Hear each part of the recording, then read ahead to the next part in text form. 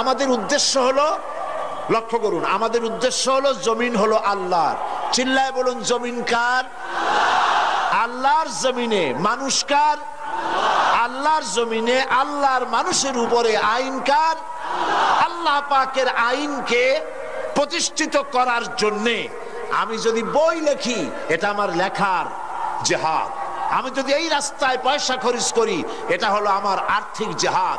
আমি এই রাস্তায় চূড়ান্ত, আমাকে যদি কেউ বাধা দেয় সশস্ত্র ভাবে, তখন সশস্ত্র ভাবে তার মোকাবেলা যদি আমি করি, এটা হলো জিহাদের চূড়ান্ত রূপ।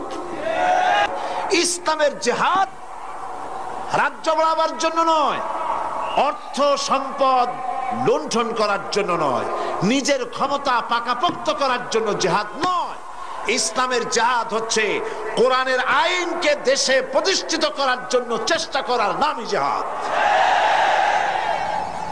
এই জিহাদ করে দিন প্রতিষ্ঠা করতে পারলেই শান্তি আসবে, নইলে শান্তি আসবে না।